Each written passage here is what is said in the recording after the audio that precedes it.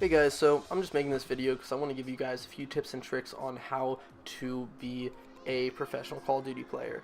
Now, I'm not saying that I'm like Anaheim Call of Duty World League Pro, but I play and I have what's considered a secondary source of income where I make some good money playing tournaments here and there, single player tournaments, 4-person tournaments, and I mean it's worth it.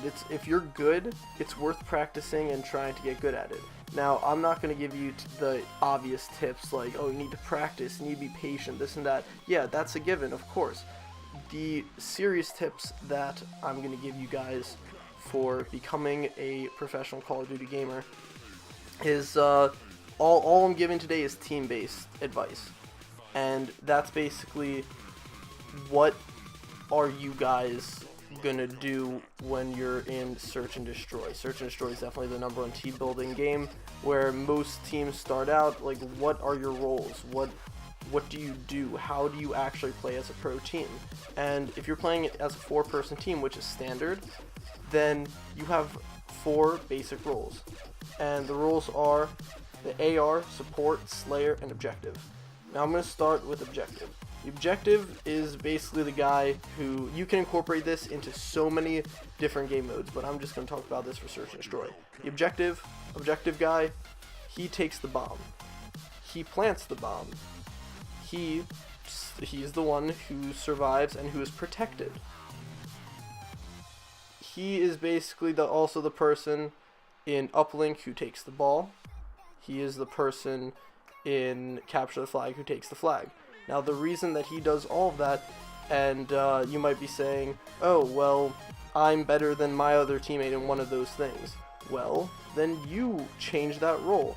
It's not all just 100% solidified, but the reason that in each game mode it's solidified opposed to just overall is because that's the point. The more you practice, the better they get, the better you get.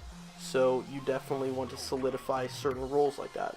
Now, Slayer, basically the best way I can put Slayer is if you're on a 4-person team and you're running one direction to the bomb in Search and Destroy, protecting the guy carrying the bomb, and 3 of you run to one direction, the Slayer is running the completely opposite direction. He's running the other way and trying to flank around, and he normally has like a VMP, either VMP or a Kuda or a Vesper, someone like that. He's the one who always has a submachine gun, at least in Search and Destroy for my team. I'm not saying Optic Phase, all the big guys, Cloud9, Elevate, I'm not saying all of them do the same stuff. I'm just saying that this is what I do and my team. Now, support is basically, you could consider him Slayer in a sense, except he's protecting the objective. He has a submachine gun or he has a assault rifle, it doesn't matter. The support is basically the Slayer who also protects. He's like the middleman.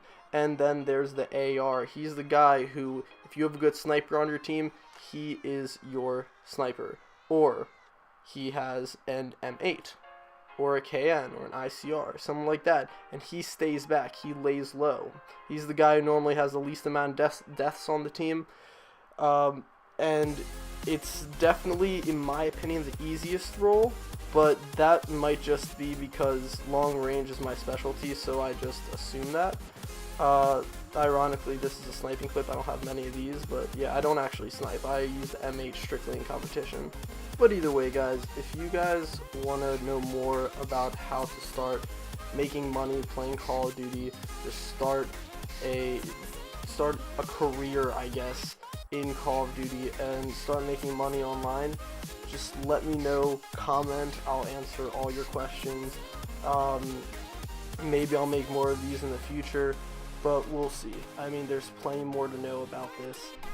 This is just a one-part thing, I guess, about team dynamics and how to start off. There's plenty of other things that I could talk about, like how to actually practice, and practicing isn't just going on a public match and seeing how good you are against random people who don't know how to play. No, you gotta, there are plenty of other things that you have to do to practice. And I mean, if you guys want to make more videos about it, just let me know. Alright, subscribe, like, you know the drill. Alright, I'll talk to you guys later.